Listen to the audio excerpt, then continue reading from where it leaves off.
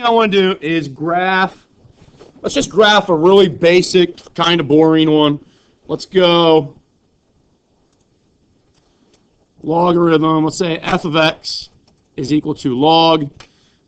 What base you guys want to use? Somebody say 12. 5 is better. Let's just say something small. It doesn't really matter, but let's say we want to graph that. The smaller the base, it just means essentially the smaller my ordered pairs are going to be. If I would go to like a base of 12 or something like that, I'm going to get very large ordered pairs kind of at the onset. All right. Graphing a logarithm is kind of a pain in the butt if we go back to Algebra 1 techniques and say we're going to create an x and y table, choose values of x, and then evaluate and find the respective y values. Okay? It's very tedious doing that. And you have to use your definition of a logarithm multiple times to do that. So it's really easy if we use the idea that a logarithm, by definition, is the inverse of an exponential, okay, or vice versa. All right. So graphing an exponential, we know, because we know how exponentials exist, right? We know they all have 0, 1 on them. Before they've been moved left, right, or up and down, they all have 0, 1 on them. They have 1 comma my base on them, and they have -1 comma the reciprocal of my base. So knowing those 3 key points off an exponential is going to help us graph a logarithm, knowing that a logarithm is simply the inverse of an exponential. Okay? So the first thing we need to do when we see a logarithm and we're asked to graph it is turn it into an exponential. Okay? So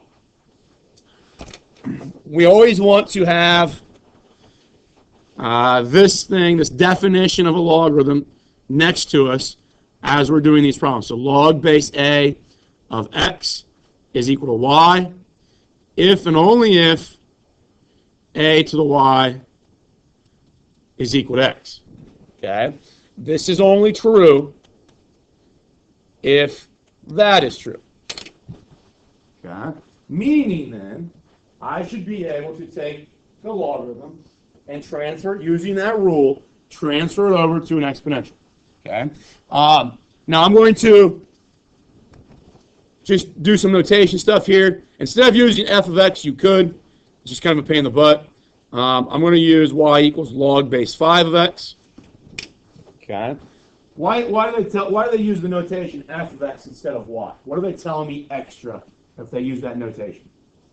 That's a function that passes the vertical line test.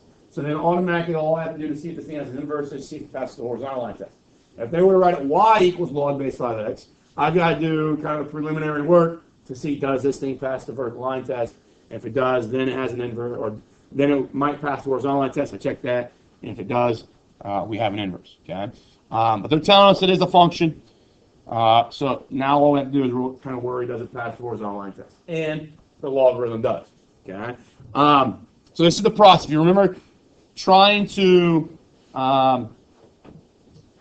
create inverses, whether it was for, we dealt with, square roots and quadratics, we've dealt with cubics and cube roots, we've dealt with basically some linear functions and creating their inverses, which are also linear.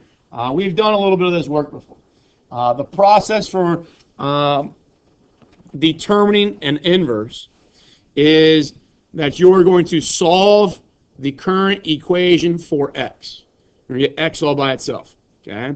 And then once we do that, we'll just flip-flop our x's and y's, we'll interchange them, and it gives us a rule for our inverse. Now, the only thing that we got to pay attention to, and it's going to be key now, and it's also going to be very important when we get to trigonometry, is that x is locked inside the argument of our logarithm. Okay? So you can't, it's not log base 5 times x. Does that make sense? It's log base 5 of x. Okay? Where of, in this case, does not mean multiplication. So we can't just, divide both sides by log base 5. Does that make sense, everyone? All right? When you have an argument like that, there has to be some type of either definition or a key concept principle that allows you to alter things to pull that x out of that argument. And in this case, that property or that principle that allows us to do that is the definition up here. Okay? If I use this definition, because currently our equation is in this format right here. Okay? And maybe some of you, I've always been a person that I like to see these things kind of line up. Oops. Kind of in the same format, right? Log A of X equals then my Y. All right? So we want to be able to take this thing and transfer it over into this one. Well, what they've done up here is they've taken the A, and it's become this base right here, right? So for our problem in the blue, what is that A value? 5. So I'm going to take 5. Then the next thing they do is that they take this Y, and they write it as that exponent for the 5, right? So what was our Y? It's Y, right? Okay. So we've kind of gone through and seen that A goes there, that Y goes there, and that then equals what? Our X. Okay. So the key concept here, kind of remember, I think I gave you this visual yesterday. When using this definition, you're going to start with the base. Okay, and that's going to be your base of the exponential. You then raise it to the term that's on the other side of the equal sign, in this case just Y, and that will then equate back to your argument. All right. By applying that rule, did we just get rid of the logarithm, and have we kind of unlocked the X value out of that argument? Does that make sense? Okay. Now this is what we're interested in. Okay, we're pretty close to finding our inverse. Now we just have to, we solve for X, we interchange these variables. So we're left with 5 to the X equals Y.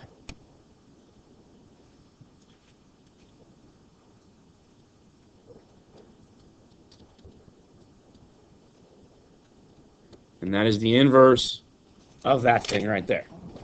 Okay. Now what's nice about that is that we should have a pretty good ability of graphing 5 to the X. Okay?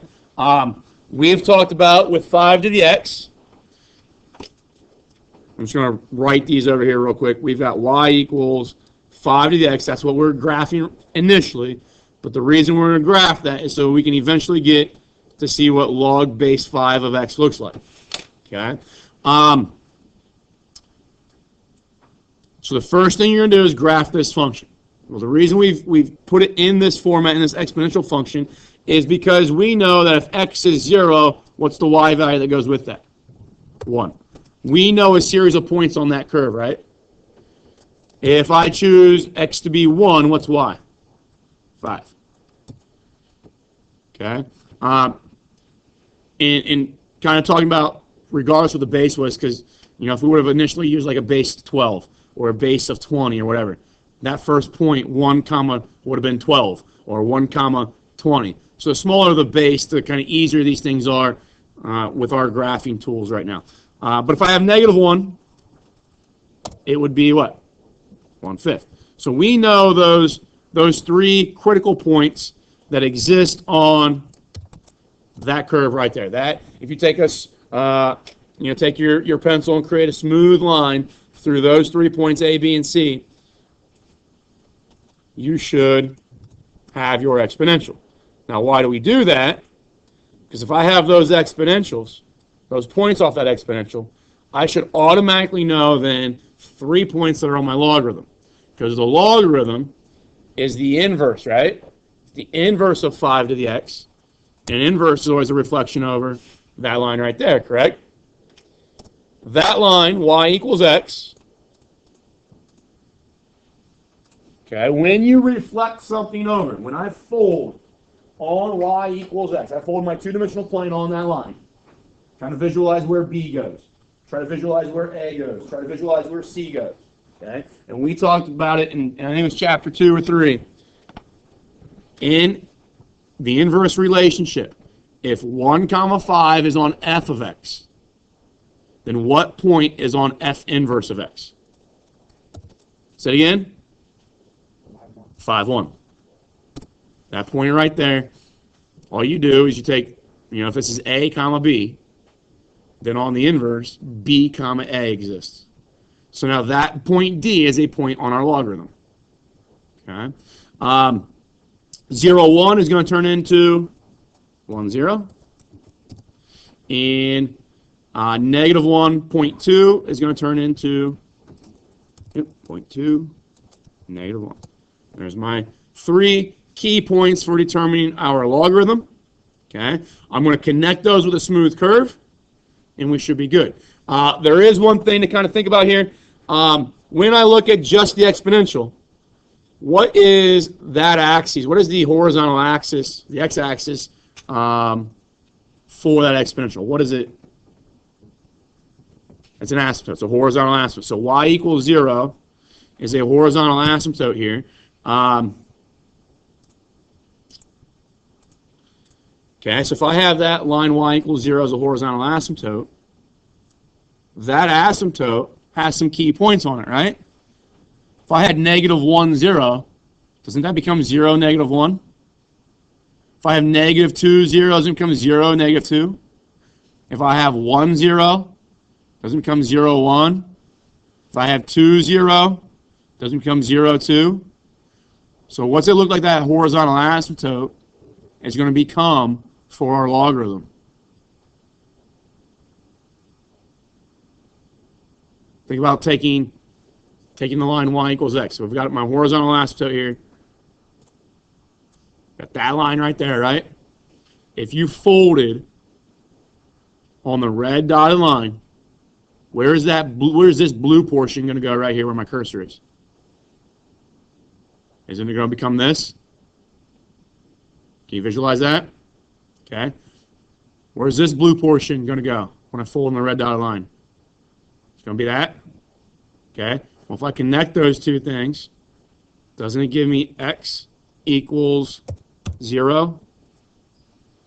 And x equals 0 becomes then a what for my logarithm? It's that green line for my logarithm.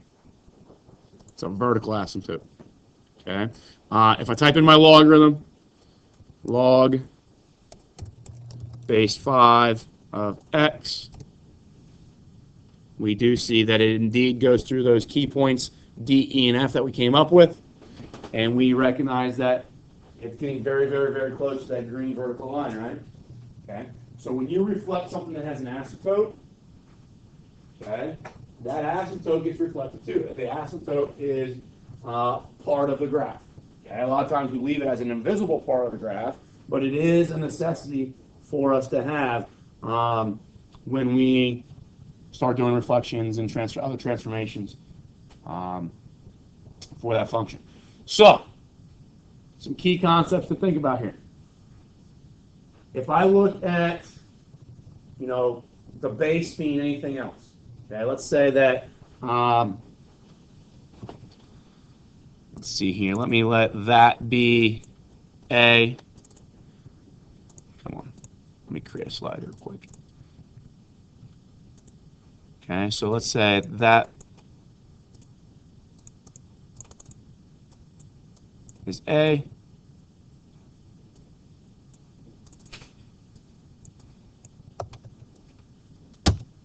There we go. And that is A. If we start looking at these things, and I'm going to keep A. Let me get rid of these points here that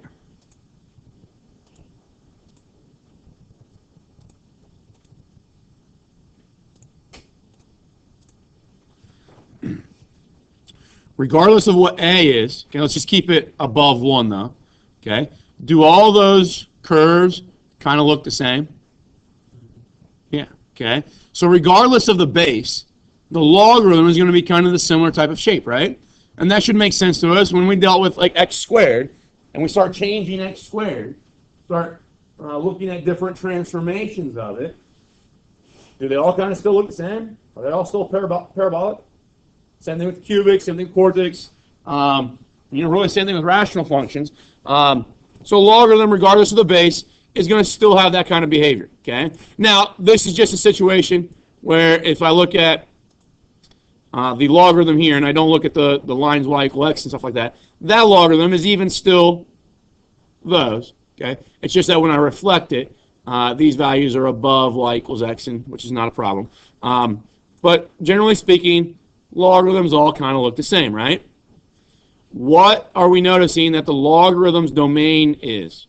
Where's the first x value that you may be able to use? Where's the first x value that maybe becomes important for us to identify what our domain is? 0, right? Okay. Now, we cannot take 0. 0 is an asymptote, right? That's what we kind of talked about visually. So we cannot put 0 in here for our domain. All right. So when they ask you domain questions about logarithms, you answer that based off of this term here. And if it's just x, your domain is greater than 0. Okay? If you forget that, your calculator knows that. If I go log, now this is log base 10, but it's the same thing. If we understand that log base 10 looks like log base 5, which looks like log base 1.2, whatever. If I try to talk or ask it to find log base 0, or log base 10 of 0, sorry, hit enter, it knows that's a domain issue. Okay?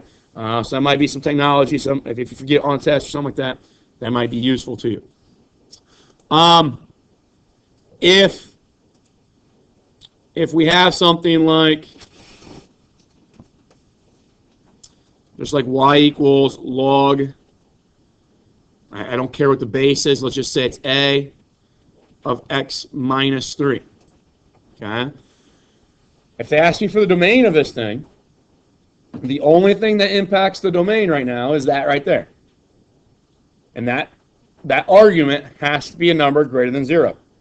So we take x minus 3, make it greater than 0, and then x has to be greater than 3. So 3 to infinity would be that domain. And if you look at this in GeoGebra, again, so this would just be something like that. Okay?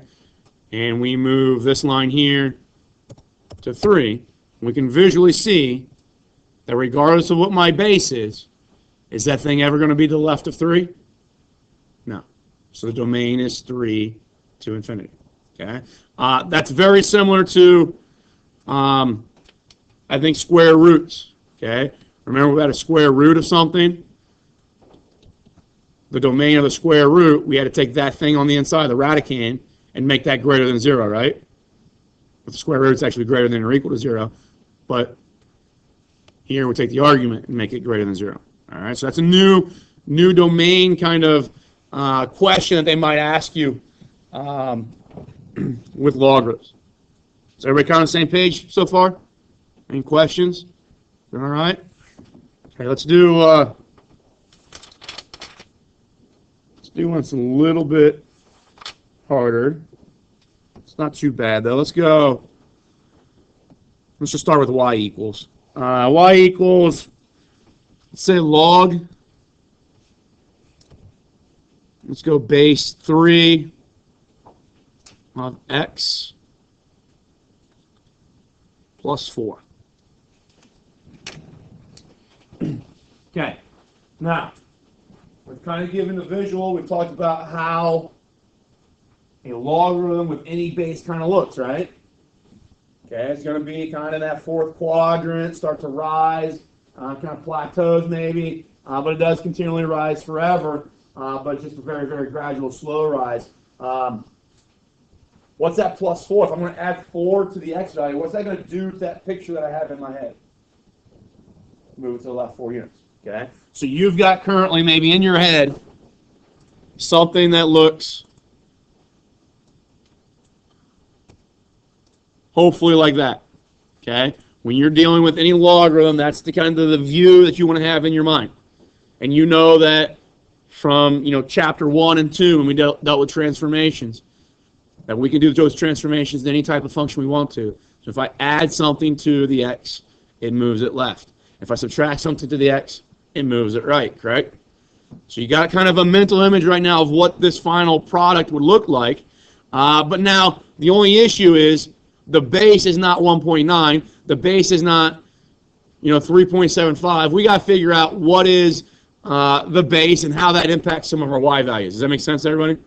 Okay. So we're going to actually have to do this conversion over into exponential form, where we know if we have log base a of x is equal to y, then a to the y is equal to x. So we're going to transform this thing using that. So the first thing to do, if you're in logarithmic form, which we are, we're going to take our base of 3, and that becomes this base here, right? So we always go here to there as the exponent, back to x. So we're going to go 3 across equal sign to y, so that becomes your exponent. And then you're going to come back to your argument of x plus 4. Okay. Now, we solve for x. So we should get x to be equal to 3 to the y minus 4. Do you guys agree with that? Okay. And then once you solve for x, the last step is just to interchange your x and y values. All right, so this is the inverse of the original or initial logarithm. Okay, so kind of think about this. What is that doing? Well, the minus 4 does what to that exponential? Moves it down 4. Okay, so think about this, and this should be kind of maybe a connection we want to kind of remember or think about in regards to how transformations impact inverses. If I have a transformation that is moving something to the left, then in its inverse, it's actually getting moved down. Okay? So if I had a transformation that's moving something to the right, in its inverse, where would it be moving? Up. Okay? Think about this. If I have in my original function a transformation that's moving something up, okay, it's moving it up. In my inverse, where would it be moving? To the right. Okay, so you can see, you can kind of understand those relationships. It might give you the ability to maybe graph these things even maybe quicker than what we currently are. Okay, but they're always kind of interesting connections that you might want to make to grasp this concept a little bit more in a more complete way. All right, so let's talk about graphing 3 to the x minus 4. Let's see what that thing looks like. Now, the way I'm going to do this is I'm going to go back to transformations. I know if I look at just 3 to the x, that's the parent function, right? What is a key point on 3 to the x if x is 0? 0, 1, isn't it? Okay. But what's that negative 4? What's that do to the graph? Moves it down 4. And moving down is impacting what values? X's or y's? Y's. So on 3 to the x, I have 0, 1. But on 3 to the x minus 4, that 1 is 4 less, isn't it? So, GeoGebra allows me to just go type in, 1 minus 4 is that x value, or y value if I want to. But it puts it at 0, negative 3. Okay. I also know on 3 to the x that I have 1, 3, right? But what's that minus 4 going to do to that value of 3? Take it where? To negative 1. And then I also had, this is the harder one because of the fraction, but I have negative 1, 1/3, don't I? On 3 to the x. But what's that minus 4 going to take that to? Or what's the minus 4 going to do to that 1/3? You're going to move it down 4. So subtract 4 from it, right? So it gives me what? 3 3/4? Or 3 2/3. So minus 4. Negative 3 2/3. Okay. Now, do those 3 points, if I were to connect those with a smooth curve, do they look like they're exponential? Okay. What would be if 3 to the x was the function? What is the horizontal asymptote for 3 to the x? y equals 0, right? But this minus 4 is going to take that asymptote and do what with it? Move it down 4. So I got y equals negative 4 as my asymptote. Okay. Graphing this in GeoGebra, I like GeoGebra because of this capacity. I'm going to do the work to see if I can do it by hand, but then when I type in the function, that curve, GeoGebra knows to put that curve where it needs to go, and that just verifies that what we did with those 3 points was accurate, right?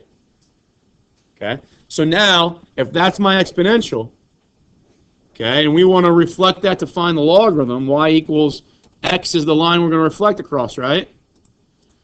So these points, if I've got their ordered pairs, 1, negative 1 is going to become what on the logarithm? Negative 1, 1. What is 0, negative 3 going to become? Negative 3, 0. And negative 3.67 is going to be, or sorry, negative 1 comma negative 3.67, that's going to get flipped too, right? Okay. So with negative 3.67, so that's negative 3 2/3. So negative 3 and 2/3, what's that? Negative 11/3. So negative 11/3 comma negative 1. Okay, so those 3 points, could I take a smooth curve and connect them? What's the asymptote going to be there? If this was y equals negative 4, my vertical asymptote is going to be now what? X equals negative 4. Okay, and if I graph my logarithm, just with most computer programs and even your calculator, you're going to type in, I think actually on your calculator it's backwards. You type in two things. You're going to type in your base and then the expression that x is attached to it. So you're going to type in your argument. So I'm using base, what was it, base 3, and then my argument was x minus, or x plus 4, right? Hit enter, and it gives me that blue curve, and that is essentially my logarithm, right? So in the whole process, our entire test, all this stuff that shows up on our graph, the reason we did all that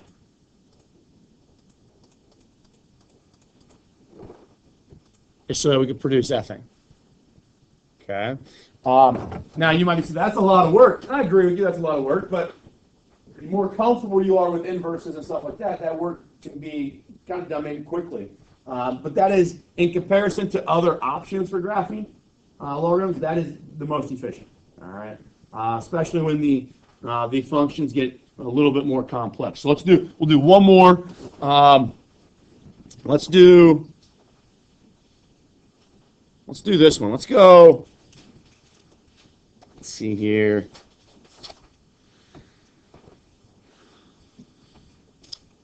Let's say y is equal to negative 2 plus ln of x minus 3. Y equals negative 2 plus ln of x minus 3. Now, yesterday we talked about, I think it was towards the end, you guys were getting ready to leave, the natural log. Okay? That's what ln, that's what we refer to as natural log. French, what's backwards? Le naturel, I think is the way it's supposed to be said in French. But how do we do this? Okay, well, natural log is a similar phrase to common log, right? When I say common log, you instantly know the base is what? 10. So when I see just this, when I see just log, you know it's an understood 10 as the base, right? Well, when you see ln, that's an understood log with the base of e. Does that make sense to everybody? So what I always do, because I hate dealing with this thing, because it confuses me sometimes. Now, the more that I've done it, the more I've worked with it, it's really not a huge issue. But initially, the first maybe couple times you deal with it, ln might be problematic for you. Force yourself, every time you see ln, right now, to rewrite it this way.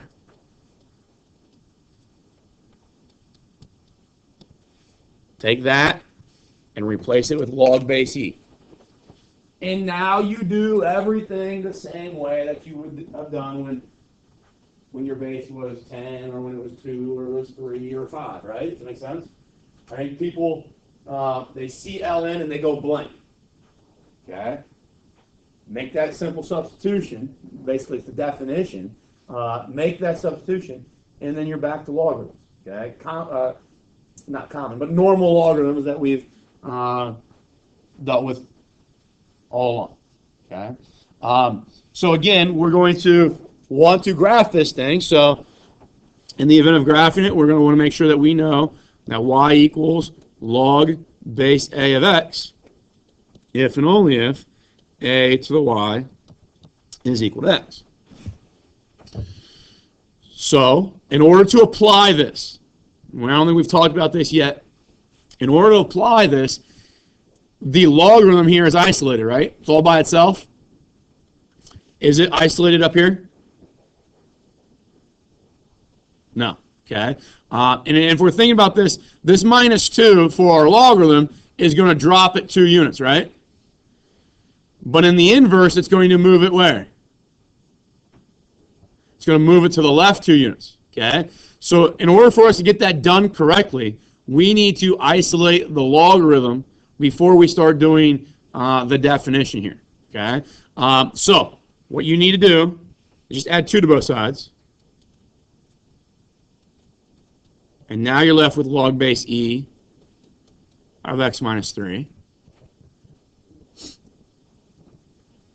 And now you can apply the logarithm, okay, or the definition of logarithm, which says take your base, which our base is what in this case? E.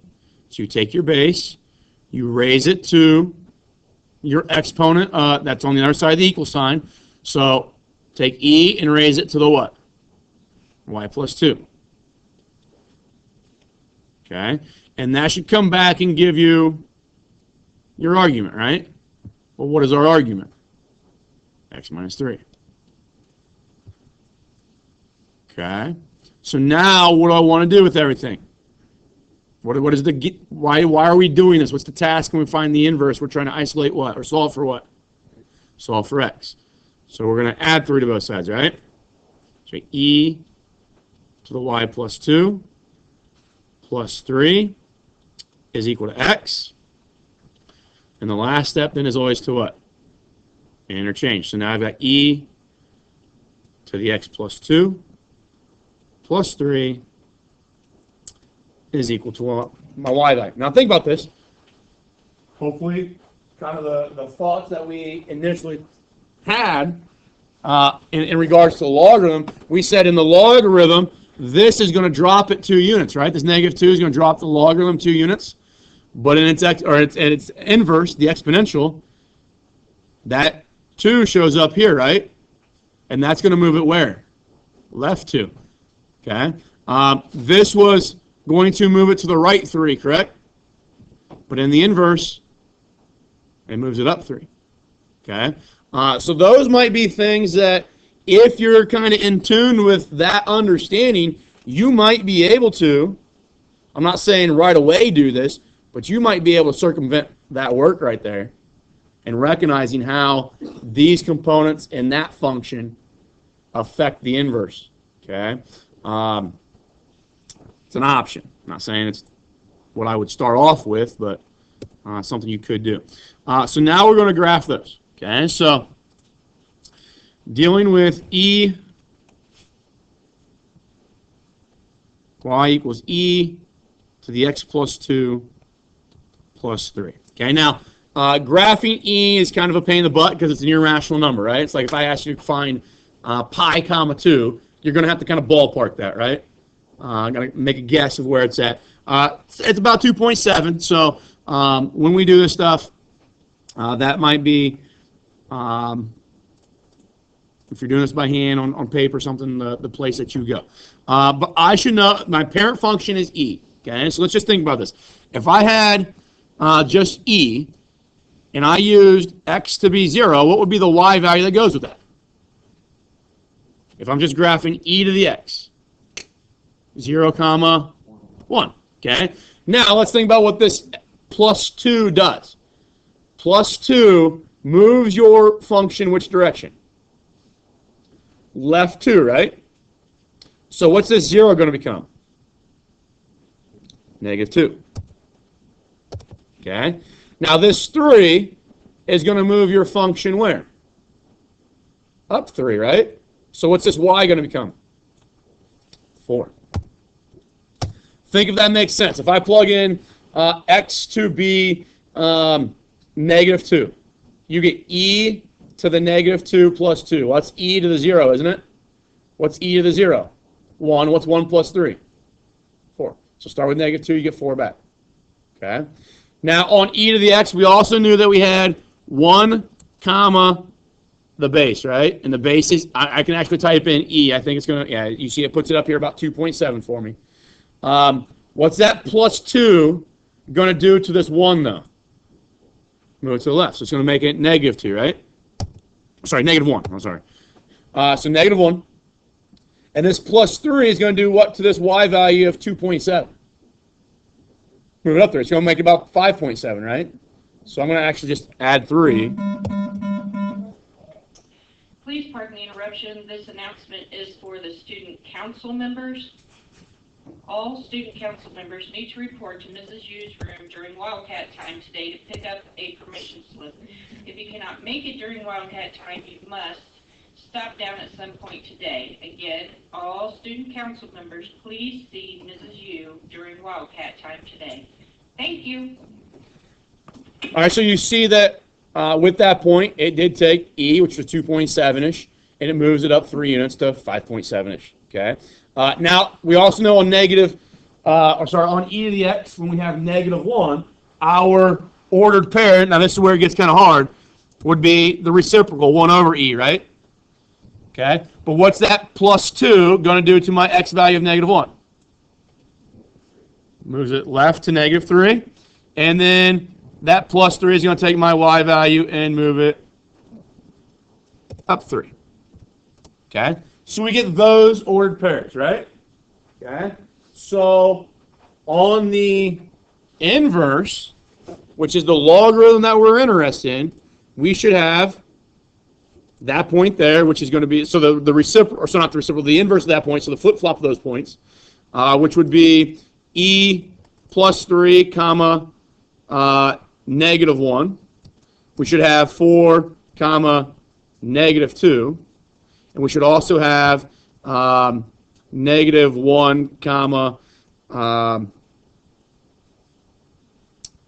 negative, so it'd be 3.37, so that's, how was that? It'd be 1 over e, was it plus 3? Is that right? No, that's not right. We'll just do it this way. 3.37, negative 3 should be on there. A reminder to the Interact Father-Daughter Dance Committee that there will be a meeting today during Wildcat time. Thank you. All right, so if you take the smooth curve here, e raised to the x plus 2, add 3 to it, you get that curve right there, right? Okay. Now we had negative 2 plus the natural log of what was it, x minus 3, and we see that that is indeed then the curve, the graph, the curve that we're interested in. Okay. My only issue right now with technology, guys, is that when you graph this on your TI 8384, the graph is awful. It's terrible because and I don't know if it's just because of the computing power, but if I graph one of these on y equals, okay, you see in that picture right there, you see how the curve does not show, or the graph does not show the entire portion of the curve. This thing should continue straight down, right? And it doesn't show that, and it won't show that for most of them, if any of them. and I don't know why. I should think maybe the computing power just isn't there. Okay. So if you're using technology, check yourself. My suggestion is not to use the TI 83 or 84 right now. Maybe use GeoGebra or Desmos. You can get that. The calculator, the reason I would use technology is, the reason we're doing this stuff is to eventually be able to solve equations with logarithms. And we know with any types of equations, the solutions is where the graphs intersect, right? If I wanted to double check the work that we'll do by hand with my calculator, those two curves should intersect. The line y equals -6 up there, and that, I think that's logarithm of base 10 x of x minus 3. Those two things should intersect. I don't know, I haven't done it, but I'm going to venture to say that when I ask my calculator to find the intersection point, it's not going to know it. Okay? So just knowing that, we might want to use that to check ourselves later on. I might be able to maybe develop some fluency in the other programs and use those for a little bit. Keep working on that take-home test. Keep working on those assignments that are